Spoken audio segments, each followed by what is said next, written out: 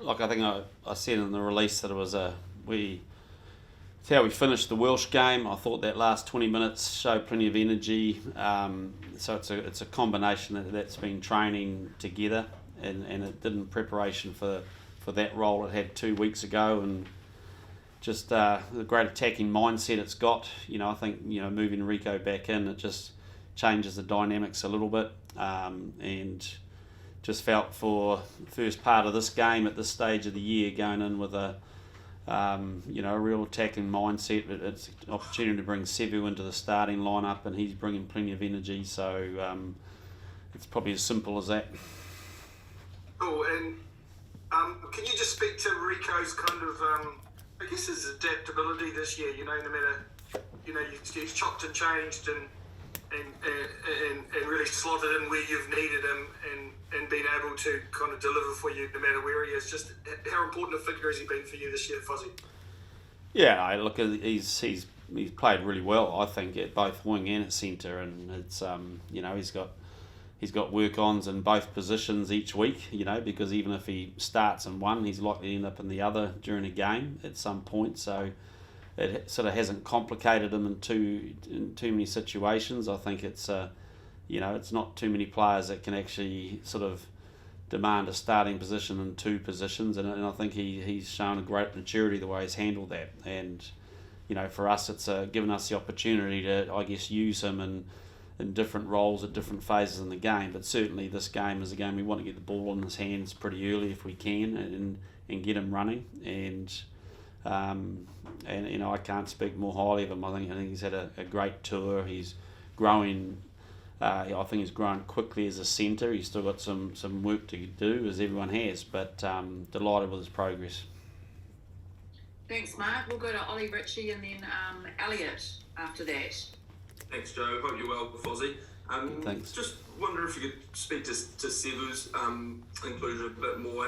Has he had to be quite patient in a way? He's probably been in quite good form, but maybe hasn't had a lot of the opportunities he might have hoped for, particularly starting opportunities. Has he just had to almost bide his time in a way? Well, I guess so, and it's been like that for a number of players, really. It's to give everyone some opportunities. It's meant that some people have had a bit more time on the bench, and but he's trained well. He's I think came through things pretty well. I thought he looked a little bit fidgety last week. It had some times that wasn't quite as composed as I would have liked to see him. But we've got a lot of faith in his desire to get involved in the game, and things can happen around him, and he's going to get exposed to a different degree of pressure in another way, and it's a good chance for us to learn about him. But we know in these sort of games he's got the skill set to handle that, and he's certainly got the enthusiasm to inject some energy into what we want to do. Just like I said from me, you've given Ethan Blackadder the nod again. He obviously just keeps growing in this environment. What makes you confident that you can throw him into a ring against Ireland at the Aviva Stadium, I suppose, based on what you've seen so far? Well, it's looking at utilising the different skill sets of some of the six options we got, and it's a very physical, close quarter game up here, and I think that suits him. He's got a lot of energy. He plays the game. He's pretty uncompromising in what he does, and he's adding the skill part to his game all the time. So we know it's going to be a battle up front. The Irish pack's a tough pack. The breakdown's important, and the quality of your ball carrying and your defence is important. And in a couple of those areas, Ethan's sort of, I think, made quite an impact for us. Thanks, Ollie. Elliot, jump in. Thanks, Joe. Hi, Ian. Hope all's well over in Dublin. Yes. Can you just talk to the selection you've made at first five? Do you now see Bowden as your first choice playmaker, or is this a selection with mitigating circumstances? I'm not quite sure what selection with mitigating circumstances means. I've got two quality 10s, and we're running with Bowden, and that's about as simple as I'll say it. I thought, I'm really happy with both of them. I thought, in a messy game, Richie showed some great touches last week, and showed what a quality footballer he is. So, but like I've said all along, got no qualms of both of them. So, but we just feel that right now for what we want to do early, that Bodie's the one. And just on Anton Leonard-Brown at 12, he hasn't played in 12 for a couple of years. Were you always looking to move him back into second five at some point this year? Well, he played 12 2 weeks ago against Wales for 25 minutes. So, I think we often forget the changes that happen in the game. And so, he's covered 12 on a number of situations this year and does so regularly at training. We're pretty confident of that. Thank you. Thanks, Elliot. We'll go to Ed, Elliot, then Kieran, and then Liam. Hi Ian, thanks for your time. Pleasure. We're obviously the three Kiwis in the Ireland team in James Lowe, Gibson Park and Bundy Aki. I mean, New Zealand have obviously got a lot of strength in depth, but had those players not gone abroad and played for Ireland, do you think any of them could have been in contention for your squad? Are they good enough for that? Well, look, all I'm going to say is they're originally, I guess they're Kiwis in one sense, but they're Irish now, so don't really want to talk too much about the opposition. They're three people that have made a decision. They play for Ireland, and what will be and what could have been, it's almost irrelevant. Cool. I mean, it's not a new thing going up against maybe New Zealand-born players, but do you still find it a little bit strange? No, I think nowadays the rules are the rules, and those three, like a number of others, have made decisions. So, and they've made a decision to be Irish. So it's not much point speculating about whether they would have been good enough to make it in New Zealand or not. It doesn't seem to. I don't really want to spend any time on that because they're the ones that made the call. Thanks, Ed. Kieran, jump in. Hi Ian, how's it going? You mentioned that you had been watching Ireland's development with interest over the last weeks and months. Can I just ask you your thoughts on what you see as the main characteristics or the key characteristics of an Andy Farrell coached team? Oh, look, I don't think I can classify in words, but I think Ireland have got some characteristics themselves as a team over the last 5 or 6 years that haven't changed. They're well organised. They're physical. They clearly understand their roles and they play accordingly. So I think that aspect hasn't changed, and that's a positive thing I say about Irish rugby when I say that. So I think they've been a quality team this year and getting better. So. But I think what we are seeing is probably a expansion and an ambition of what they want to do with the ball, and they seem to be more at ease about taking opportunities wider and being comfortable playing like that. So credit to them, and it just means you've got to open your eyes and be aware that they've got more threats in attack than perhaps what they would have had 24 months ago. Thanks. Liam, jump in and then we'll go to Joe Porter. Yeah, hi Ian. Yep. It's been a long tour, but you always sort of knew that this would build to a natural sort of climax for the year. You managed to manage your squad in recent weeks. What's your sort of sense of where the team's at to deliver what you want? And what's a big end to the year? Yeah, look, the team's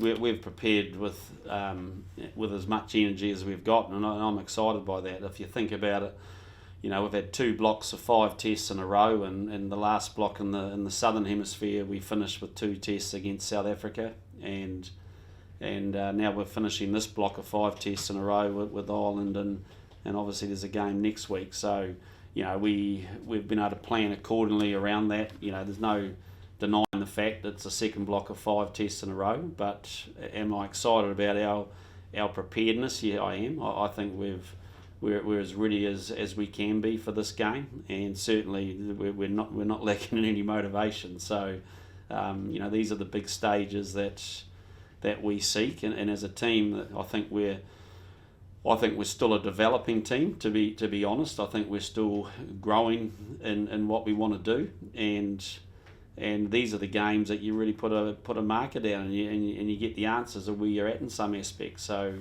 can't wait to give it everything and see what happens. Yeah, no, I guess just from your perspective, these are the sort of challenges that you relish as the head coach, because as you mentioned there, you learn a lot about your players and a lot about your strategies and whatnot. Oh, look, there's no doubt about that, and it's about the players, the strategies. It's about how you adapt in a game, because you know that there will be things and situations that are chucked at us that that'll be new to this particular group, and we're going to have to deal with that. And for a group that a significant number haven't played a lot of tests up in the Northern Hemisphere, it's a great experience for this particular group. So, but we've got plenty of experience on one hand to know what's coming, and again, these are the games that you really want to be involved in, and we love playing at Aviva Stadium. We respect the attitude up here, and bring on Saturday. Cheers, mate. Thanks, Liam. Joe, jump in, mate. Morena, Fozzie, how are you? Morena, Joe. Very good, thank you. Hey, just wondering if you could speak to what it's like to play in Dublin, what the stadium there is like, the Irish crowd, and also 2018, is there any relevance from the lessons you learned then and playing that test for this weekend? Yeah, well, the relevance of 18 is that we don't like losing, and it's but what we've learnt, and we've felt this before with teams up here, is that they've got big crowds, they've got excitable crowds that really get in behind the team and feed off any sort of, I guess, sense of weakness or hesitation in visiting teams, and so and we've got an Irish team that's going to try and put us under a lot of pressure and really get that crowd in behind them. So the fact that Aviva hasn't been filled too many times in the last 2 years with COVID and all that means that I'd say the noise levels that we're probably at 100% are probably going to be about 110% if there's such a thing. Awesome, thanks, Fozzie. Cheers, Joe. Michael, Glennon, do you want to jump in now? Yeah, hi Ian. Just wondering, Ireland got a lot of praise and plaudits for their performance against Japan, and maybe a lot of people over here thought that it showed a different picture of how they can play. Was it the same for you when you're doing your homework, when you look back at the match? Did that surprise you on any level, or did it just paint a different picture for your plan for the week?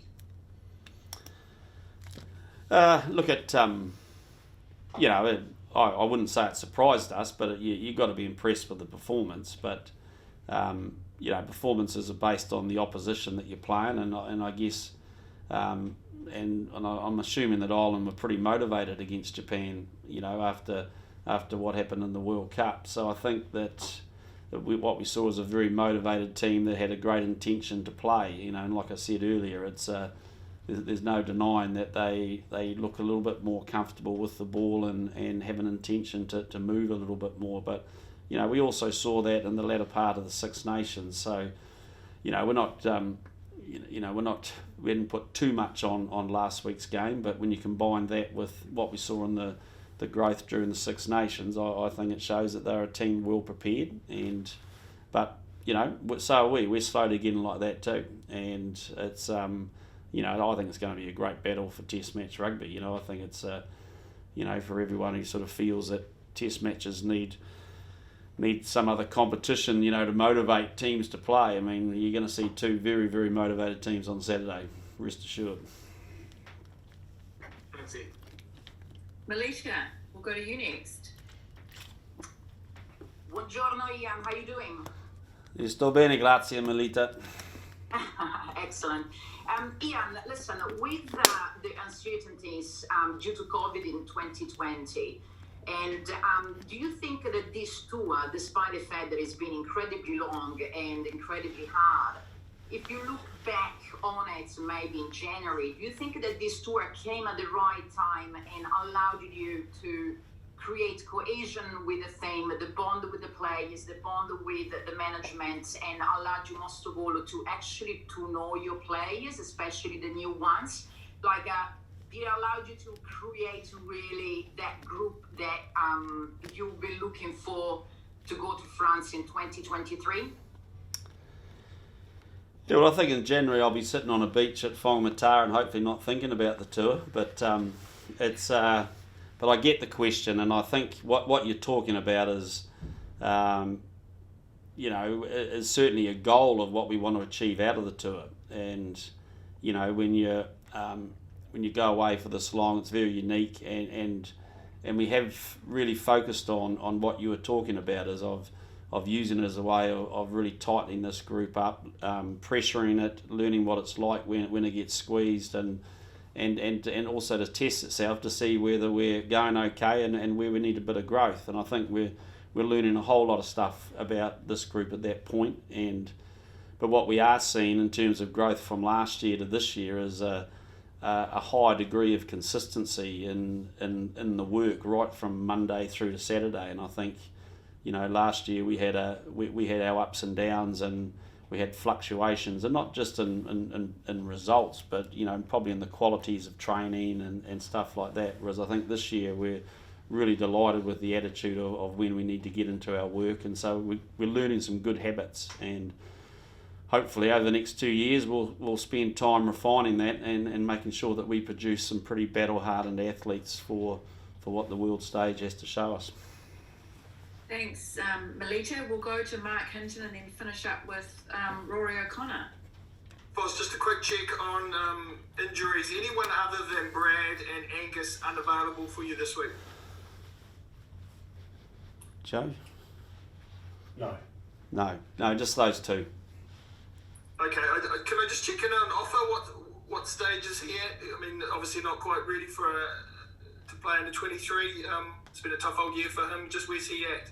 Yeah, no, he's fine. He's is available for selection, and actually he's training the house downs. Had a great training week this week. He's just getting better and stronger each week, Mark, off the field. So, we obviously gave him half a game last week, and just deem that there's probably still a little bit more in him. Thanks, Mark. Okay, Rory, you take us out with last questions for Foz. Thanks, Joe. Just one for me. Hi, Ian. Hi, Rory. Can I just ask you, Ireland's out-half succession planning is not your problem, but what do you make of Johnny Sexton still doing what he's doing at 36, and what sort of a threat does he bring? Is it the same as always, or are you seeing different things in his game?